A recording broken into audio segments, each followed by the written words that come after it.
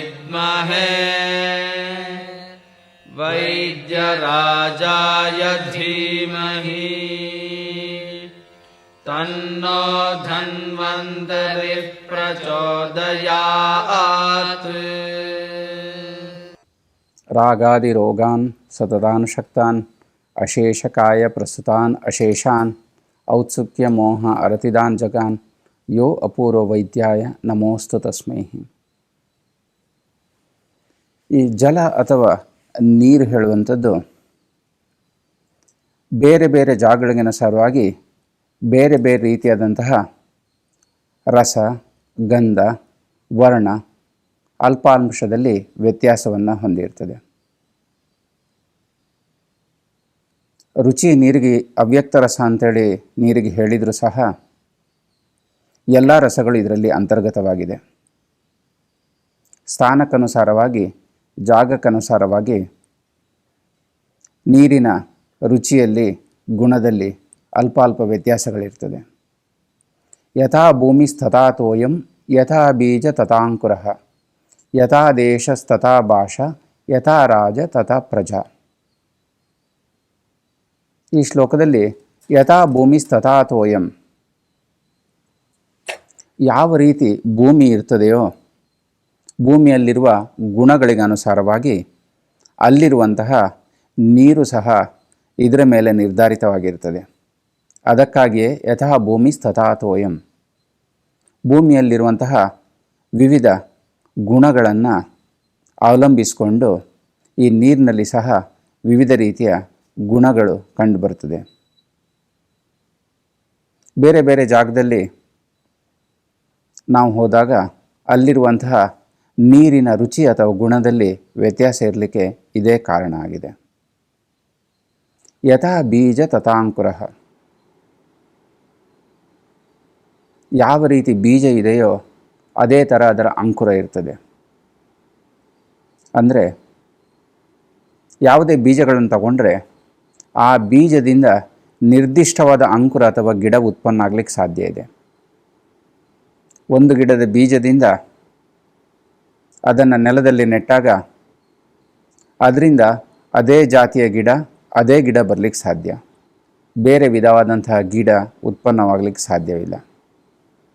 ಯಥಾ ಬೀಜ ತಥಾಂಕುರಃ. ಇನ್ನು ಯಥಾ ದೇಶ ತಥಾ ಭಾಷಾ,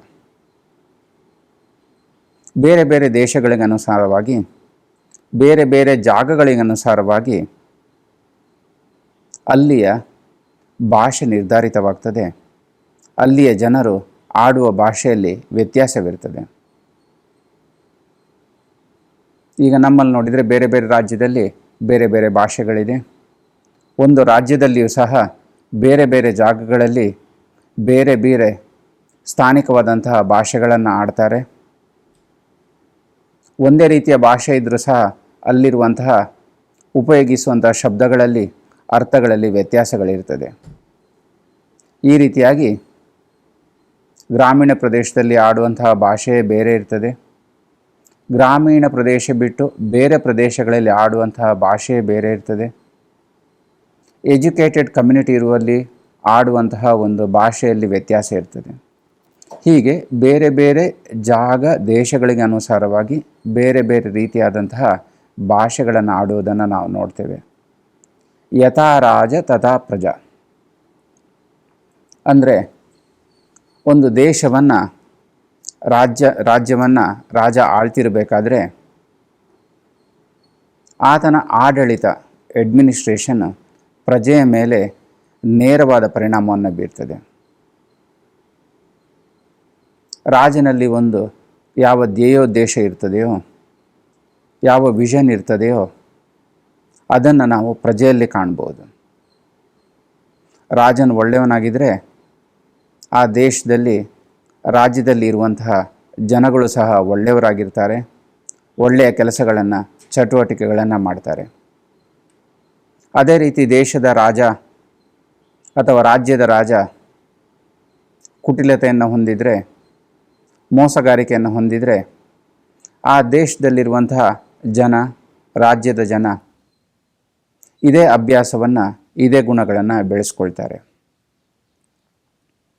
ಇಲ್ಲಿ ಆಯಾ ಜಾಗದಲ್ಲಿ ಸಿಗುವಂತಹ ನೀರಿನಲ್ಲಿ ನಿರ್ದಿಷ್ಟವಾದ ಗುಣಗಳಿರುವುದನ್ನು ಹೇಳಬೇಕಾದ್ರೆ ಈ ಥರ 3 ಉಪಮೆಗಳನ್ನು ನೀಡಿ ವಿವರಿಸಿದ್ದಾರೆ.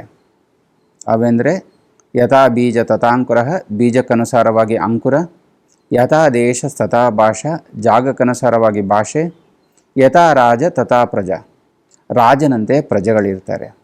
ಹೀಗೆ ಹೇಳ್ತಾ ಯಥಾ ಭೂಮಿ ತಥಾ ತೋಯಂ ಇದನ್ನು ಇಲ್ಲಿ ವಿವರಿಸಿದ್ದಾರೆ. ಭೂಮಿಗನುಸಾರವಾಗಿ ನೀರಿನ ಗುಣಗಳು ಇರ್ತದೆ.